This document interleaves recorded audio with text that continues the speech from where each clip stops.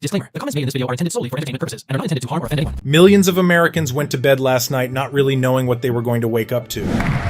This week, I will also end the government policy of trying to socially engineer race and gender into every aspect of public and private life.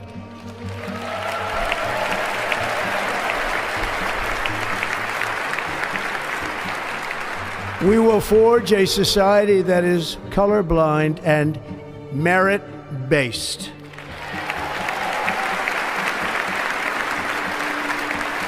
As of today, it will henceforth be the official policy of the United States government that there are only two genders, male and female.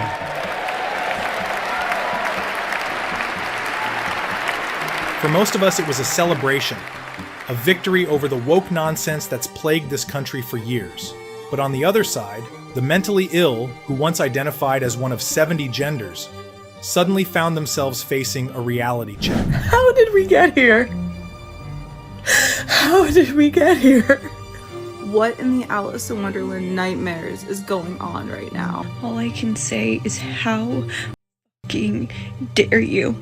If you voted for that man, if you voted for anybody other than Kamala, f you. In this new era, you're either a man or a woman, nothing else. That there are only two genders. Common sense has finally returned, and with it, a country ready to rebuild itself on facts, not feelings.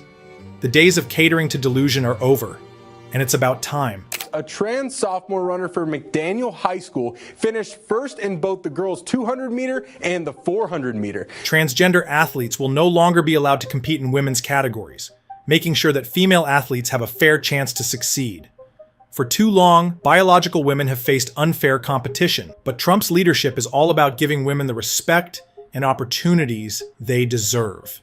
But if you actually know wokies, you know they can find an issue with everything. They're infamous for canceling anyone who dares to stand up for the truth. And during Trump's presidential inauguration, their latest target was none other than Elon Musk.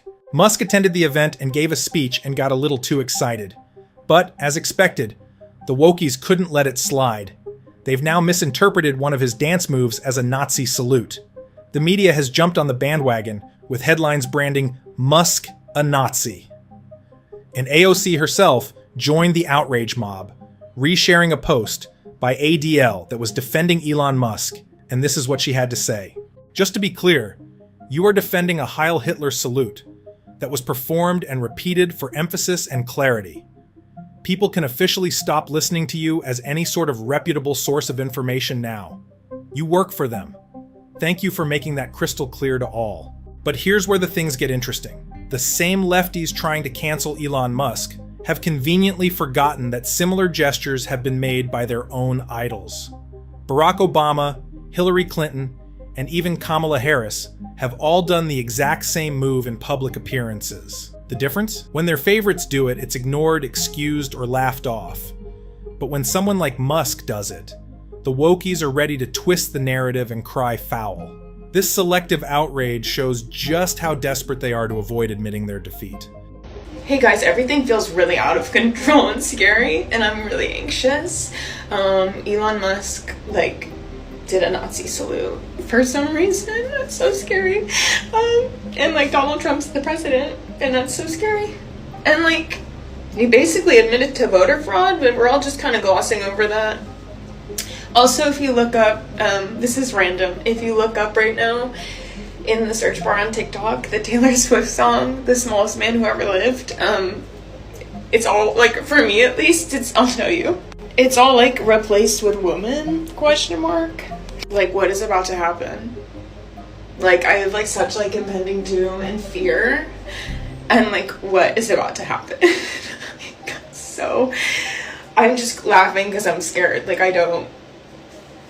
why, I'm not understanding either why Elon Musk is involved. Isn't he not American? What is fucking going on? What is happening? And of course, the woke media couldn't stop at Musk. They had to take it a step further with yet another ridiculous complaint, CBS hosts openly grumbled on live TV about seeing too many whites at the inauguration. Guys, I have to say, I'm looking at this crowd. I do not see many people of color. Has anybody else besides me observed that? I'm fascinated by why that is. On Martin Luther King Jr. Day, the most notable and one of the most high-ranking is Justice Ketanji Brown Jackson, first black woman to serve on the U.S. Supreme Court, notably appointed by Joe Biden as he wanted to follow in the footsteps of Jimmy Carter in appointing a number of women and black women to the federal judgeships. They might want to take a quick look at the actual demographics of America. The black population in the U.S. is less than 20%, and the representation at the event was likely pretty close to those numbers. But facts don't matter when you're pushing a divisive narrative. Instead of celebrating the peaceful transfer of power or focusing on policies, the media is obsessed with finding ways to create outrage. This just goes to show how out of touch they are with reality and the average American. But it's not just the mentally ill wokies who are crying today. Migrants at the southern border are in tears after Trump officially banned Biden's controversial CBP One app. This app made it easier than ever for migrants to gain legal entry into the United States, bypassing stricter processes and creating chaos at the border. In just 24 hours, Trump has slammed the door shut on this backdoor entry system. The app, which facilitated nearly 1 million asylum appointments, has been terminated. Migrants at the border are now realizing that their shortcut to entering the country has been closed.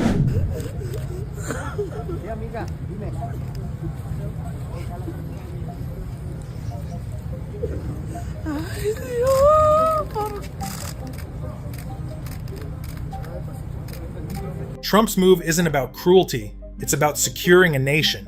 And many don't realize that you can't run a country by trying to please everyone. These are just the first moves of Trump's new administration, and there's no doubt that more bold changes are on the horizon.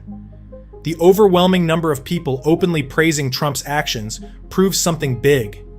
Americans are no longer afraid of the cancel culture that once silenced them.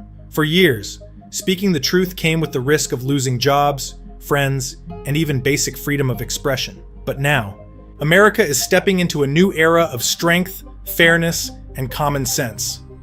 Trump has wasted no time showing that he's ready to undo the damage of the past and bring this country back to reality. From eliminating woke policies to protecting our borders and standing up for fairness in sports, these first steps signal something monumental. The days of division and cancel culture are behind us. No more pandering to the loudest voices. No more bending to delusion. This is a return to truth, to facts, and to a country where hard work, merit, and freedom reign supreme.